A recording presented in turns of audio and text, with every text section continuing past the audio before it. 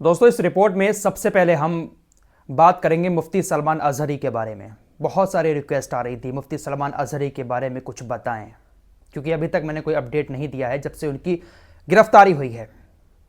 तो इस रिपोर्ट में आपको हर एक वो जानकारी देने की कोशिश करूंगा जो आप जानना चाहते हैं। मुफ्ती सलमान अजहरी के ऊपर पासा कानून के तहत अब कार्रवाई हो चुकी है। अब आगे क्या होने वाला है, इस वीडियो को आराम से देखेंगे, समझेंगे तो सारी चीजें आपको अच्छे से समझ में आ जाएंगी। शुरू से शुरू करते हैं। मुफ्ती सलमान अजहरी ने गुजरात के जूनागढ़ में एक तकरीर की थी। उस तकरीर के दौरान उन्होंने एक शेर पढ़ा था। वो शेर आप लोगों को अच्छे से पता होगा। उस शेर में उन्होंने कुत्ते शब्द का इस्तेमाल किया, जिस वजह से उनके ऊपर जूनागढ़ के अंदर एफआईआर हो गई। गुजरात एटीएस उनको मुंबई से जूनागढ़ लेकर आ गई। 2 दिन की पुलिस रिमांड पर रहे मुफ्ती सलमान अजहरी। उसके बाद कोर्ट ने उनको जमानत दे दी। जैसे ही मुफ्ती सलमान अजहरी को पहली एफआईआर में जमानत मिली, उसके फौरन बाद एक दूसरे जिले में गुजरात के दूसरी एफआईआर हो जाती है। उस एफआईआर के होने के बाद मुफ्ती सलमान अजहरी को गुजरात के दूसरे जिले की पुलिस अपने साथ ले जाती है। कुछ दिन पुलिस रिमांड पर मुफ्ती सलमान अजहरी रहते हैं। उसके बाद अदालत में पेश किया जाता है। अदालत ने एक बार फिर से दूसरी एफआईआर में भी मुफ्ती सलमान अजहरी को जमानत दे दी। दूसरी एफआईआर में जब मुफ्ती सलमान अजहरी को जमानत मिली तो उसके बाद तीसरी जगह गुजरात के एक जिले में एफआईआर हो गई। मोडासा की पुलिस मुफ्ती सलमान अजहरी को अपने साथ तीसरी एफआईआर में पुलिस रिमांड पर ले जाती है। मुफ्ती सलमान अजहरी के ऊपर ये जो तीसरी एफआईआर हुई थी, इस एफआईआर के बाद भी उनको कोर्ट ने जमानत दे दी। यानी तीनों जगहों पर जहां जहां पर एफआईआर हुई, मुफ्ती सलमान अजहरी को तीनों जगहों पर कोर्ट ने सुनवाई करने के बाद जमानत दे दी। लेकिन जैसे ही मुफ्ती सलमान अजहरी को तीसरी जगह एफआईआर करने के बाद भी जमानत मिली, उसके बाद जूनागढ़ के कलेक्टर ने अपनी उस शक्ति का इस्तेमाल किया जिस शक्ति का इस्तेमाल बड़े बड़े क्रिमिनल के लिए किया जाता है, पासा कानून। जी हां, गुजरात का पासा कानून। इसके तहत अब मुफ्ती सलमान अजहरी को गिरफ्तार कर लिया गया है और उनको अब बड़ौदा जेल लाया गया है। मुफ्ती सलमान अजहरी को जिस पासा कानून के तहत गुजरात पुलिस ने अब गिरफ्तार किया है, इसके तहत मुफ्ती सलमान अजहरी को 3 महीने से लेकर 1 साल तक की सजा हो सकती है। क्या है यह पासा कानून, इसको भी जरा समझ लेते हैं। पासा कानून की फुल फॉर्म है Gujarat prevention of anti social activities act. इसको शॉर्ट में पासा 1985 कहते हैं। इस कानून को गुजरात के अंदर जो खतरनाक अपराध करते हैं उन अपराधियों के लिए बनाया गया था। जैसे जो लोग मानव तस्करी करते हैं, शराब या ड्रग्स का धंधा करते हैं, प्रॉपर्टी को हड़पते हैं, जानबूझकर ट्रैफिक सिग्नल को बार बार तोड़ते हैं, इस तरह के संगीन अपराध करने वालों के लिए यह कानून बनाया गया था।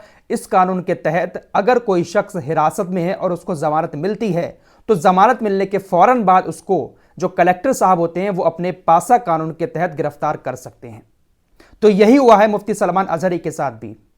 मुफ्ती सलमान अजहरी को जब तीसरी जगह भी जमानत मिल गई तो कलेक्टर साहब ने अपने इसी पासा कानून का इस्तेमाल करते हुए उनको जेल से बाहर आने से पहले ही दोबारा गिरफ्तार कर लिया और उनको अब बड़ौदा लेकर आया जा रहा है। गुजरात का यह पासा कानून 27 मई 1985 में गुजरात के अंदर लागू हुआ था। हालांकि 2020 में गुजरात सरकार ने इसमें कुछ संशोधन भी किया। गुजरात सरकार ने 2020 में गौ हत्या को भी इसी कानून के दायरे में कर दिया। जो लोग सेक्स रैकेट चलाते हैं, जुआ और सट्टे का रैकेट चलाते हैं या फिर यौन शोषण करते हैं किसी का, इन सारे अपराधियों को इसी कानून के तहत सजा दी जाती है। लेकिन मुफ्ती सलमान अजहरी का जो मामला है वो बिल्कुल अलग है। मुफ्ती सलमान अजहरी को जिस पासा कानून के तहत गिरफ्तार किया गया है, काफी सारे लोग इस बात की चर्चा कर रहे हैं कि मुफ्ती सलमान अजहरी कोई इतने बड़े क्रिमिनल नहीं हैं। ये जो एक्ट गुजरात के अंदर बनाई गई थी, पासा एक्ट, ये बार बार बड़े बड़े खतरनाक आपराधिक काम करने वालों के लिए बनाई गई थी, जिससे राज्य की कानून व्यवस्था बिगड़ती है। लेकिन इसी पासा कानून का इस्तेमाल मुफ्ती सलमान अजहरी के ऊपर किया गया है। इस कानून के तहत अपराधी को 3 महीने से लेकर 1 साल तक की सजा हो सकती है। मुफ्ती सलमान अजहरी की बात करें तो मुफ्ती सलमान अजहरी के ऊपर पहली एफआईआर हुई, उसमें जमानत मिल गई। उसके फौरन बाद दूसरी एफआईआर हो गई, पुलिस ने गिरफ्तार किया, उसमें भी जमानत मिल गई। उसके फौरन बाद तीसरी एफआईआर हो गई, वहां पर भी मुफ्ती सलमान अजहरी को जमानत मिल गई। जब तीनों जगहों पर कोर्ट ने जमानत दे दी, उसके बाद पासा कानून के तहत उनको गिरफ्तार करके बड़ौदा जेल में भेज दिया गया। तो मान सकते हैं कि मुफ्ती सलमान अजहरी को इतनी आसानी से गुजरात का प्रशासन बाहर नहीं आने देना चाहता है। मुफ्ती सलमान अजहरी के ऊपर ये जो एक्ट लगाई गई है, तो हो सकता है कि मुफ्ती सलमान अजहरी को अब थोड़े वक्त तक जेल के अंदर रहना पड़ जाए। इस पासा कानून से जुड़ी एक और जरूरी जानकारी आप लोगों को देना चाहता हूं। यह पासा कानून ऐसे आरोपी के ऊपर लागू किया जाता है जिस आरोपी के ऊपर पहले से आईपीसी या किसी और धारा के तहत 3 मामले दर्ज हों। जब तक 3 मामले दर्ज पहले से नहीं होते हैं, इस पासा कानून को गुजरात का प्रशासन नहीं लगा सकता।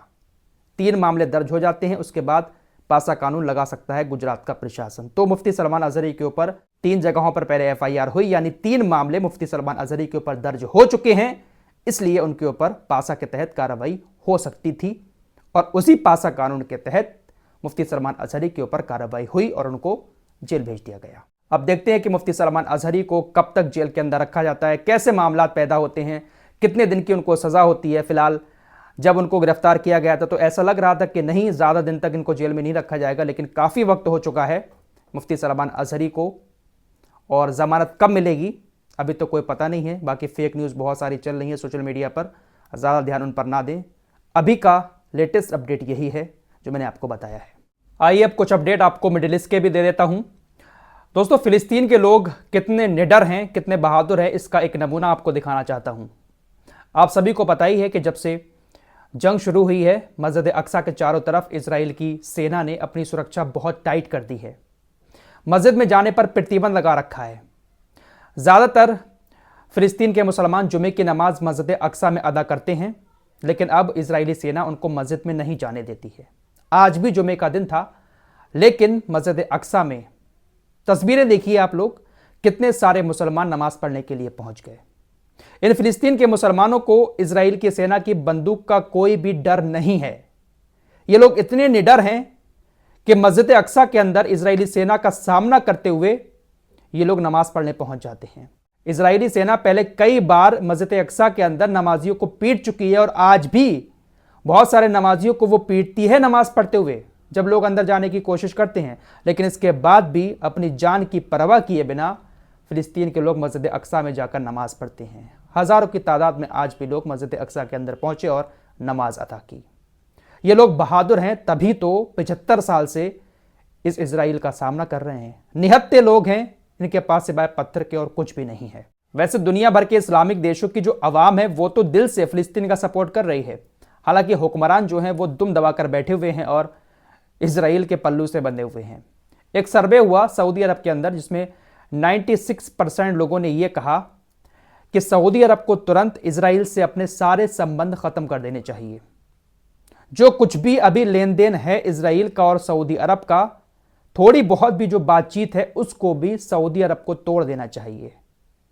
कारोबार तो सऊदी अरब का और इजराइल का लगातार चल ही रहा है, लेकिन वो संबंध बनाने की बात सऊदी अरब की तरफ से बार बार की जाती है, वो तो बात की बात है। अभी के जो संबंध बने हुए हैं उनको तोड़ने के लिए भी सऊदी अरब के 96% लोग राजी हैं।